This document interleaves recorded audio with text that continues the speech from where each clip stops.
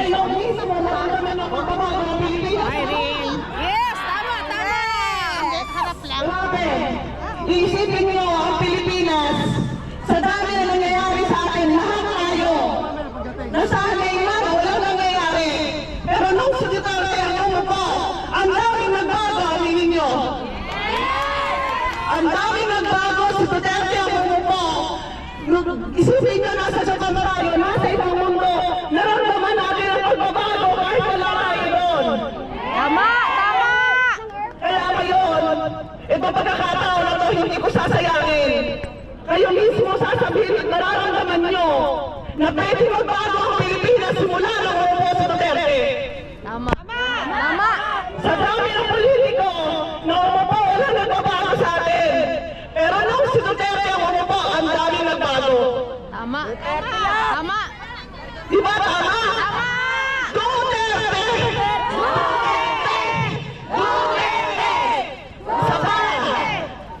Isa pa sa magandang ginawa ni Duterte. Mismo, lumaki ako doon. Kung hindi ko nakakalimutan, elementary pa lang ako, naririnig ko lagi sa news na pag pinalabas ang Davao, puro patayan. Totoo.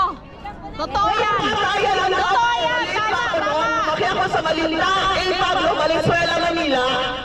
Pero nagulat ako, biglang tumahimik ang Davao, yun pala dahil kay Duterte. Yes. Tapos si Duterte, umupo, naging presidente. Dahil mismo tayo lahat ang nag-design. Bakit siya umupo? Tao ang pumasok, tao din ang pumilit sa kanya. Tapos iiwan pa natin siyang ganun-ganun na lang. Di ba hindi? Tapos ngayon, pagkakataon na natin uli. Kasi ang dami nagsisi sa nangyari. Pagkakataon na natin uli na baguhin. Straight! PD! Duterte lang is straight! Ang daming umupo sa Pilipinas. Ang daming umupo sa Pilipinas pero walang nangyari. Walang nangyari sa Pilipinas. Parang isang lason. Pag binoto nyo ang mga dating nakaupo, alam yung gano'n pa rin ang mangyayari. At hindi natin baguhin. Wala na naman eh. Baguhin na natin. May mangyari o walang mangyari, gano'n lang din. Yes. Yes, PDP straight. Yes. Gawin na natin to. Dahil alam nyo, lahat kayo dito, naramdaman nyo, minsan nagbago ang Pilipinas, na kaya pala. Na kaya pala. Kaya wala nang gagawin puro. Duterte! Duterte! Duterte! May lalakas ako! Lalakas ako! Duterte! Duterte! Duterte! Maraming salamat po. Okay, para hindi naman magtuloy-tuloy ang pag-aalagaan ng ating mga puso.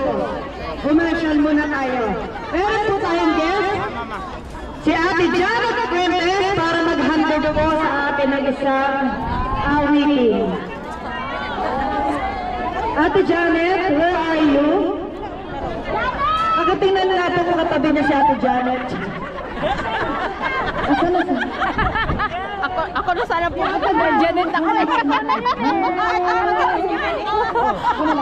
Akala ko ako na Janet eh.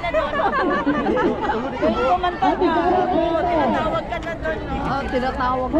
Saan si Ate Janet Fuentes, andyan ka ba?